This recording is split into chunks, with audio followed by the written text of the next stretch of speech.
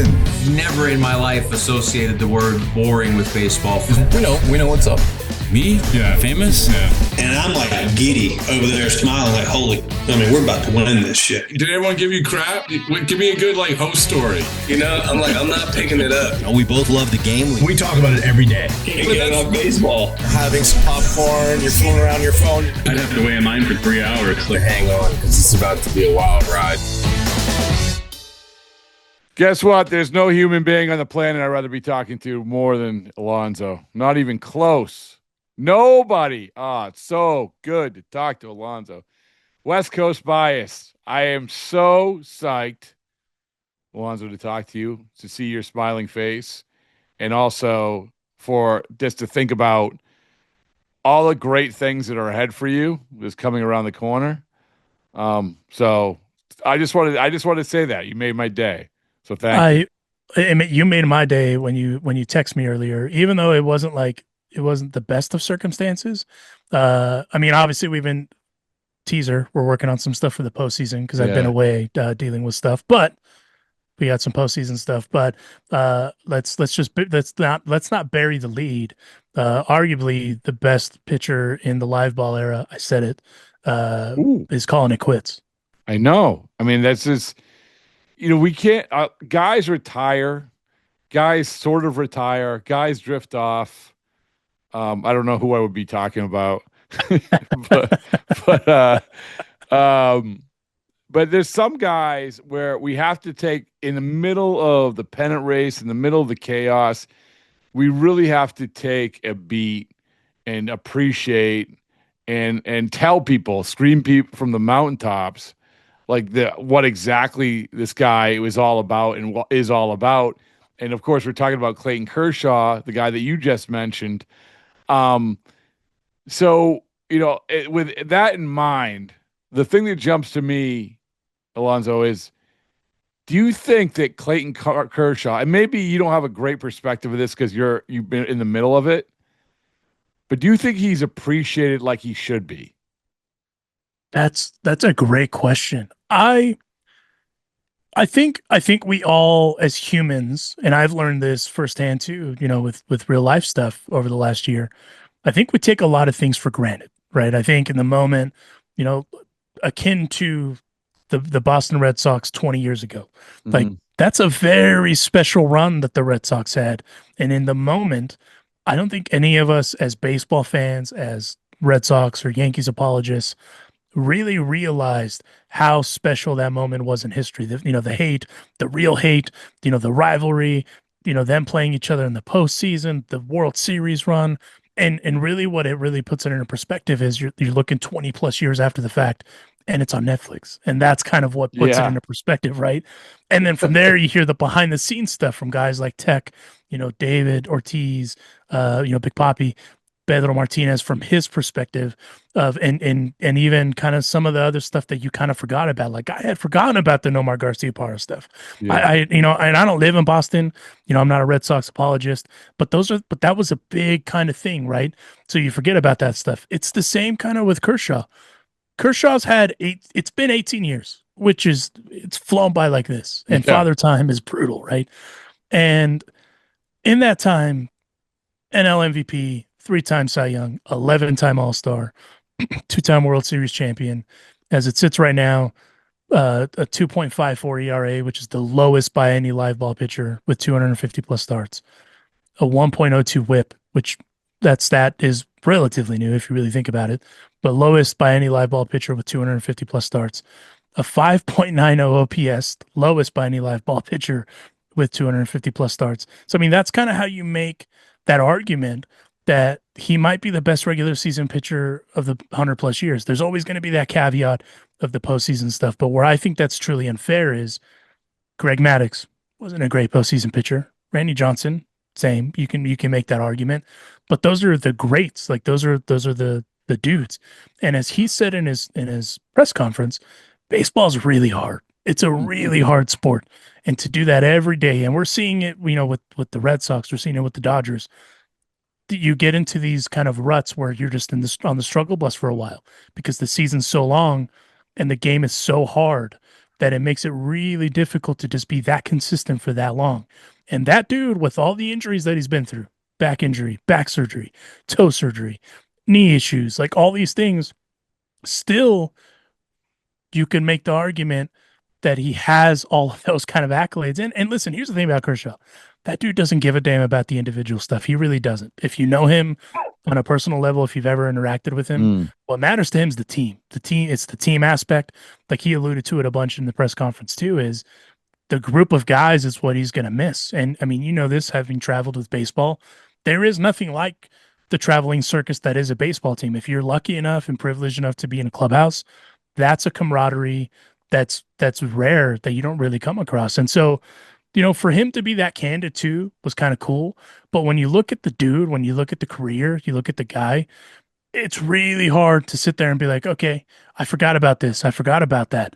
And a part of it is because we're in it right now and it's so fresh, but we also as humans don't really kind of look at things in retrospect aside from right now. And so that's where I think you can make the argument that he is overlooked a little bit, but he's kind of the last guy of kind of this era. I mean, he just got 3,000 strikeouts. Like, I mean, outside of maybe Ohtani and maybe Paul Skeens, who else can you sit here and say, hey, they might get to 3,000? And I know that some people are going to say, oh, well, you're forgetting about this guy, that guy, and the other guy.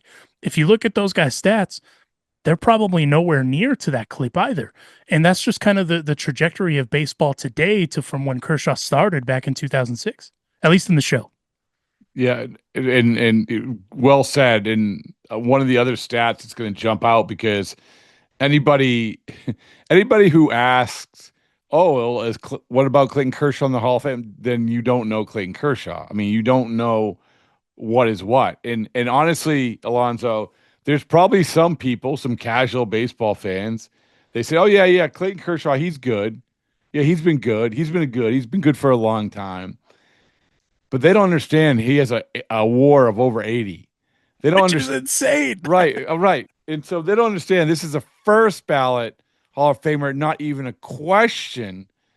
And maybe it's because of the postseason stuff. Maybe it's because of some recent injuries. Maybe it's because, you know, it's like you aren't the shock and awe guy that you were a few years ago, you know, and we have recency bias. I don't know what it is. But all I say to those people, Google them, you know, and then you are absolutely blown away by his baseball reference page. And, you know, and we aren't even talking about like good teammate, you know, he pitched in the postseason a lot. That suggests that he got his team to the postseason a lot. Yeah. So all of that. Well, and from there too, you know, you as we kind of look over the stuff, right? He threw a no-hitter in 2014, and that's, you know, for people, I heard someone say this a while ago. Oh, well, he only has one no-hitter. Like, do you understand how difficult that is to do it at this level? Regardless of who it is against, whether that's what you're hanging your hat on. He only has one no hitter. Yeah, exactly. And I saw a tweet about that a while ago. I was all right, whatever, you know. But the first part of that dude's career, Kershaw's, dominant, right? He's up there with, you know, I mean, the pitchers with the most Cy Youngs in baseball history. Number 1, Roger Clemens with 7, Randy Johnson 5, Greg Maddux 4, Steve Carlton, guy that gets overlooked a lot, 4. The next guy, Clayton Kershaw, with 3. And so it's one of those where, like, in lore, he's already kind of put himself in there. And there's other dudes that have 3, right? Pedro, Jim Palmer, Sandy Koufax, Tom Seaver, Max Scherzer, Justin Verlander. Like, there's a bunch of other guys that have that many, but those are all also first ballot Hall of Famers. If you really sit there and look at it, they're bona fide legends of the game. And Freddie Freeman said it best when they talked to him today on the field. You know, when you look at, like, when they're asking him kind of like to surmise what you can of Clayton Kershaw's career, obviously that's a tough spot to put it in, but he's like, at the end of the day, this dude's a walking legend. He's a legend of baseball. Yeah. And in my opinion, he's probably the best left-handed pitcher we've ever seen. And it's hard to argue that he isn't the best pitcher in the live ball era by a long shot. I mean, a WAR above 80. I don't like those stats. Anyone that listens to but you know, it's a good listen. It's whether or not they're accurate, it's a baseline thing, right? Yeah. right? Yeah. And so, and I'm going to give you another baseline thing, which is, when I do Hall of Fame voting, this isn't like the be all end all, but Right. since we have all generations, the steroid generation, this generation, that generation, and the stats are all over the place. One of the things I look at is top 10 MVP voting, top whatever 10 Cy Young voting. And so not only do you have the Cy Young wins, but this run that he went on from 2011 till let's say 2000, 2020. Okay, he won 3 Cy Youngs, but 11 won, 12 finished second, 13 won, 14 won, 15 finished third, 16 finished fifth, 17 finished second, 19 finished eighth, 20 finished ninth. And the reason, like, you should understand that if you get those votes, as flawed as the voting process is, as ridiculous as writers can be, there is a reason why you are being voted that high, because you are showing a dominance in in that season. So it's just like much like war, Alonso. Like people can pick it apart, but I want to use it as a baseline for the conversation about exactly what you said of how dominant he was or is. Well, and I mean, and to what you said, right? He's pitched in the postseason, which means he got his team to the postseason. They may not have been ideal outings. Got to the postseason, won 2 chips. I know people are going to say, "Oh, we didn't pitch in all of 2024," but listen, when they did the parade, they did the whole thing. What it meant to his teammates that he finally got to lift another trophy, because the first go around they didn't get to have this experience with the parade and having all the fans out at the ravine. It meant the world to those guys to have a guy like Kershaw like that. If we know anything about baseball, he said it perfectly himself. Kershaw did. When you get to that level, when you're working and playing in professional baseball, a lot of it is because of the guys, the teammates, right? All those dudes. You want to be a good teammate. You want to be a good everything to those dudes and earn their respect. You can't deny that they've earned that respect, right? He's earned it. He's got it.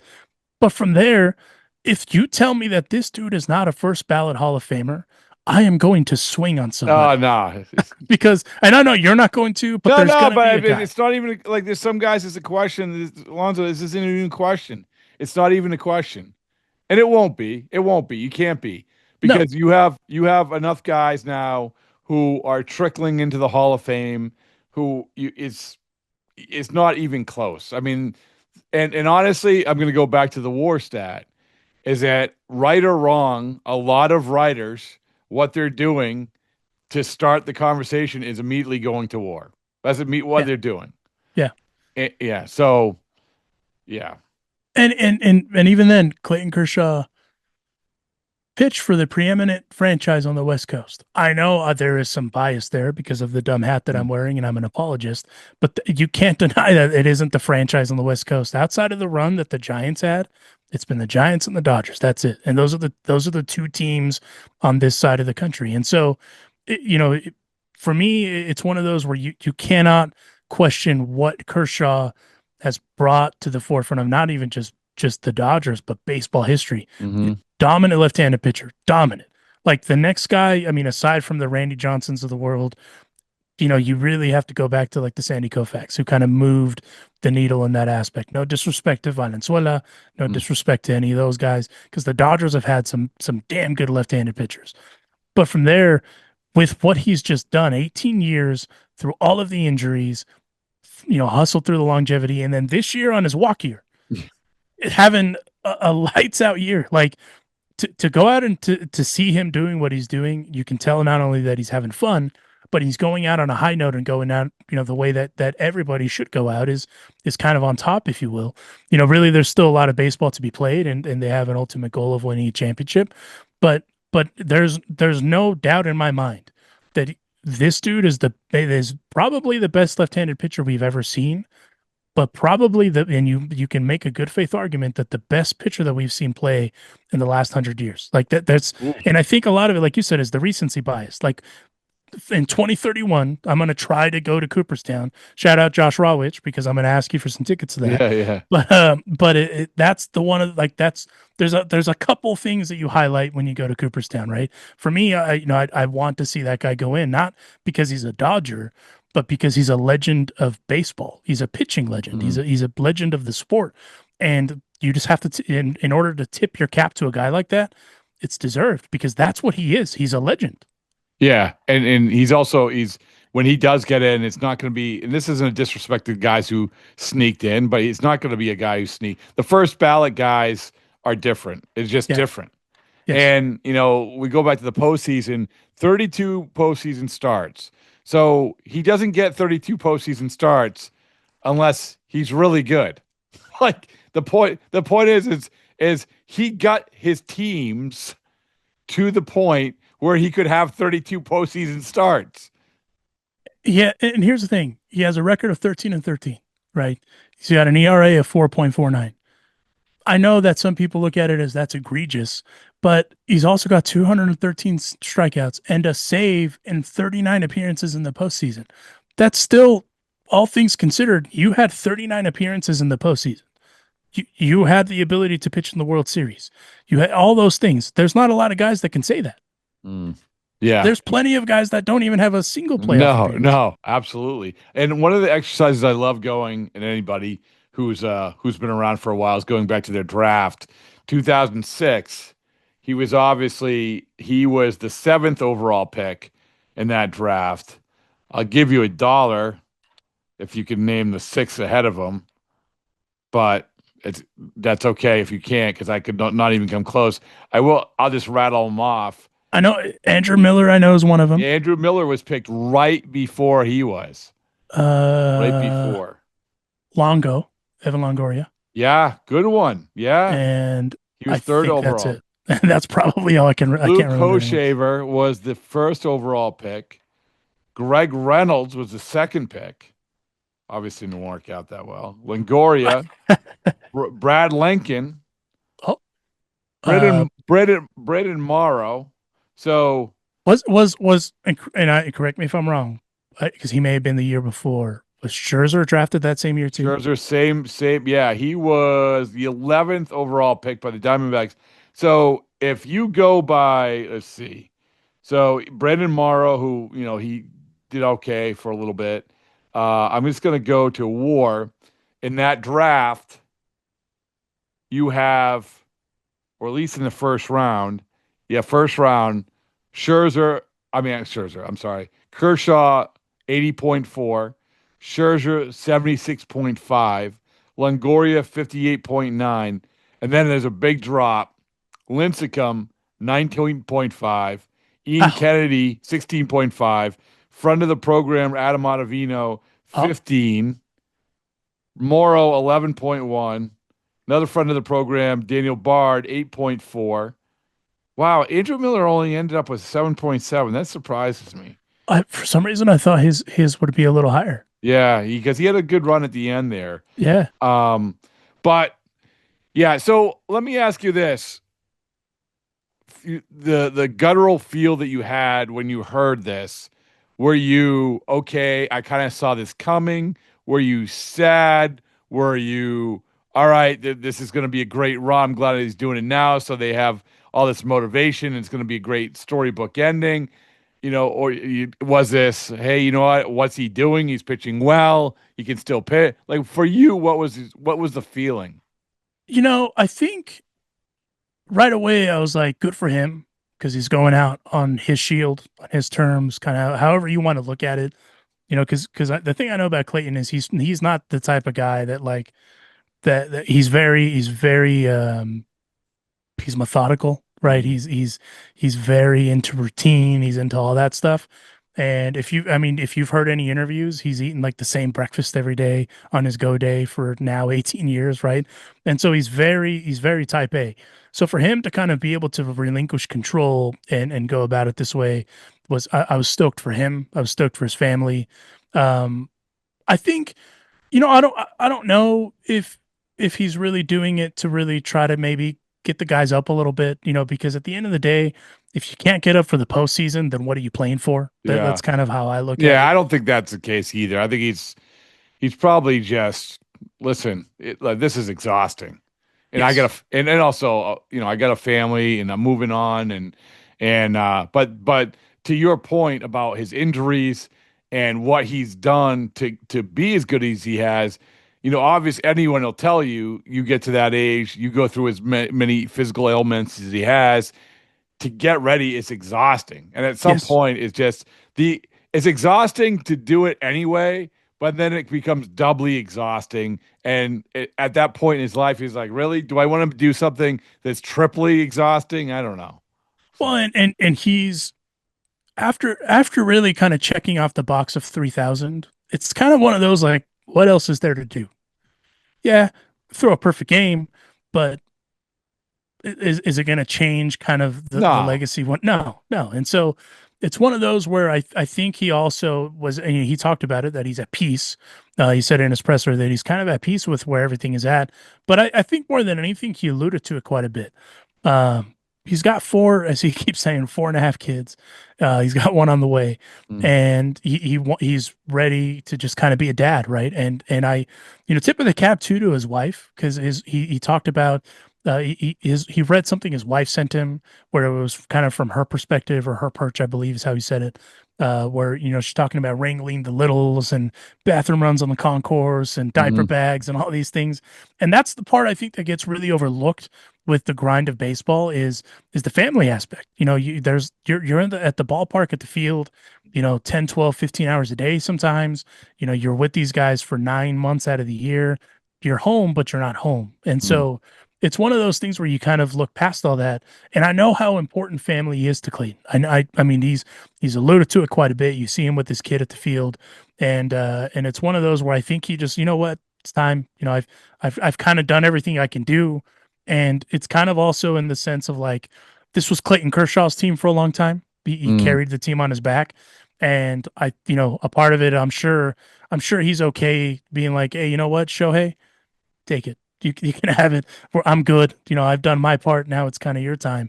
And so more than anything, I was happy for him, just because there's not a lot of guys that can just go off and do it their way, and he got to do it his way. And in my opinion, that's the best way to go.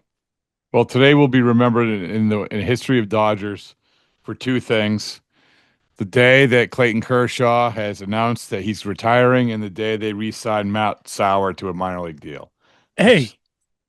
There And you go. know what? And Kershaw's going to tell you it's going to be the day that they re-sign Matt Sauer. Oh, there you go. That's how he operates.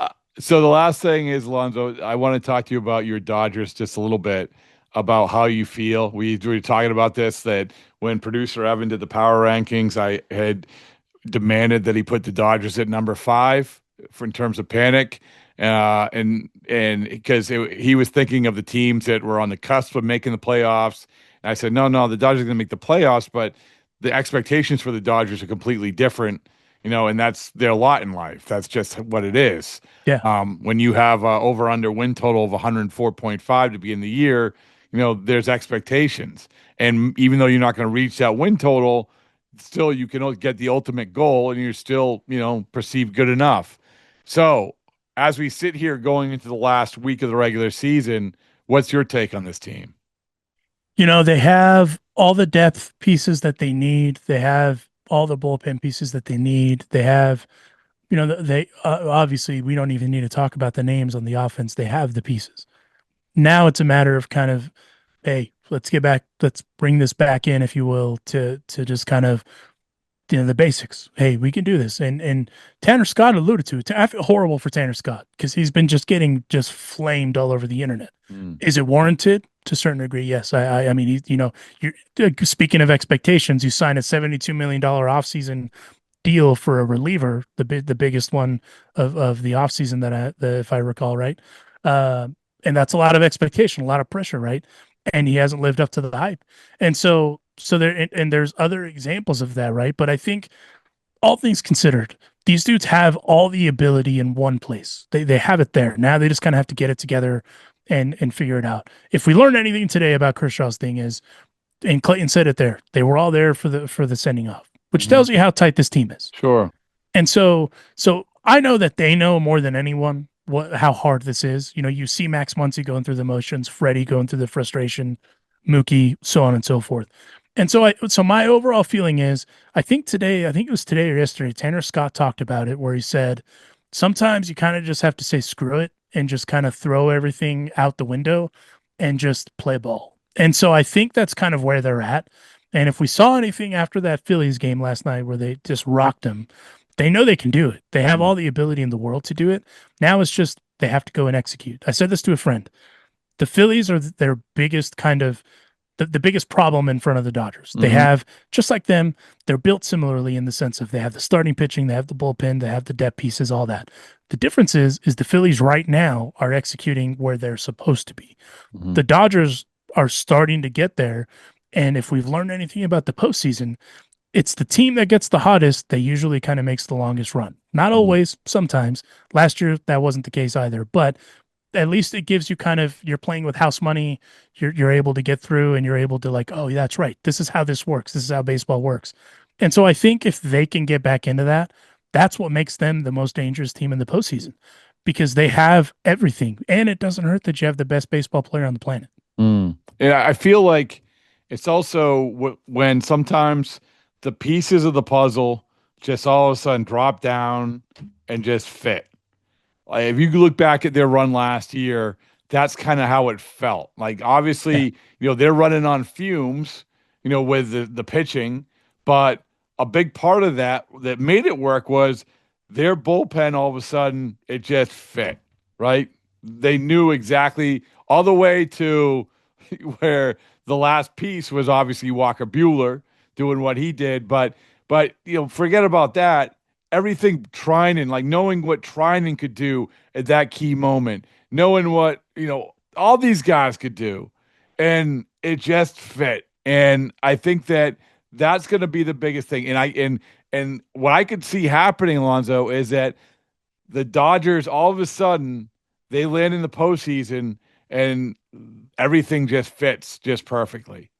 Just perfectly. If we know anything about some of these guys, when the lights get brighter, they show up because they know what the expectation is. The whole reason they came here wasn't to win 120 games. That's not the reason they came here. They came here for one reason, that's to win a championship. Clayton Kershaw said in his presser that the ultimate goal is for the team to win a championship. And so they know what the light at the end of the tunnel is, and that's to lift another championship. Now, where I think this is a little bit different than last year in the sense of pitching goes, is they've had the best rotation in all of baseball for the last month. And they've been pitching lights out. I mean, last night, Blake Snell had to beg Dave to not take him out, right? And ultimately, that proved to be the right decision. I also think in that regard that Dave has kind of been scapegoated on a lot of kind of the things that have been going on. And I think that vindicated Dave a little bit because he did make the right decision in that moment to let Blake finish out that inning.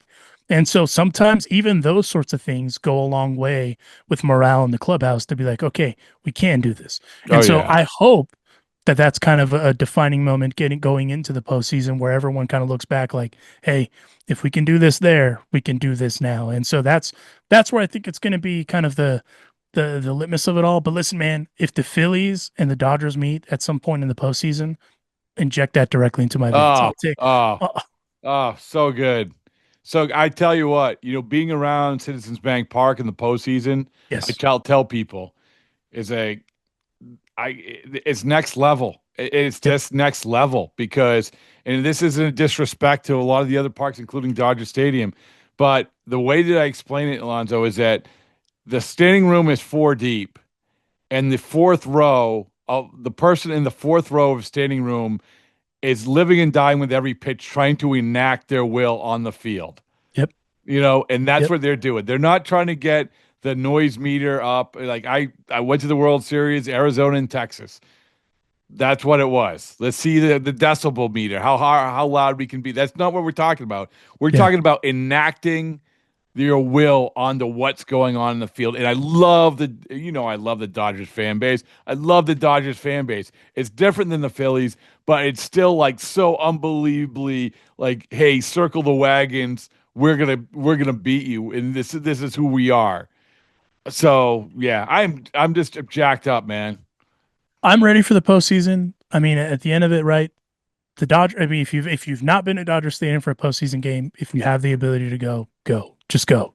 If you haven't been in a postseason game at Citizens Bank, go. Because Yeah. it's the only thing. I mean, and I know you've experienced this in Fenway. It's one of those where there's very few places that have an electricity of that about them during postseason baseball, and those kind of fall into like the eight wonders of the world, right? It's the eight wonders of baseball, and those are some places that fall into that. Go, whatever it costs, go. Like it's one of those. Like I think everyone should do it at least once. I always said this, Alonso. I said this in, farm directors laugh in my face, but I don't care. But I said I would take, if I was a farm director, if I was a GM, I would take the top prospects, I would get them a ticket to those games, and I would have them go. I'm talking about whatever organization. I don't care who it is. Yeah. But say, this is what you're playing for. Because it's not, you're not going to get that on TV. To your point, you got to go. Yes. Yeah. Well, and I think it was Joe Kelly, our boss. Shout out, Joe. I saw him do an interview not too long, or like a year or two ago, where it's like, yeah, the whole reason we do this isn't for, no disrespect to the regular season. It's that environment, that level of competition, the electricity, all that. It's one of those where, again, if you can go, just go. Just go once. Even if your team has not been to the postseason in however long, no, that's no disrespect to anyone. Just go. Because I bet you Colorado Rocky fans still talk about 2004 to this day. Yeah. Because that electricity that they had then is unmatched to anything. Yep, absolutely. All right, man. You bring the electricity. I appreciate it. Good stuff ahead. Good stuff ahead. Let's go. Hey, let's go. And Evan, I forgive you because your boss made you do those. I did make him do it. Leave him alone. The poor kid. All he can afford is not a Jeff McNeil, a Reed Garrett signed poster in his backdrop. Hey, and before I forget, Yeah. we have some postseason stuff in the works, as you know. Yeah. And Rob and Joe and everyone knows kind of what we're working on. Looking forward to it. We'll announce that in a couple of weeks or so. But it's going to be fun. So stay tuned.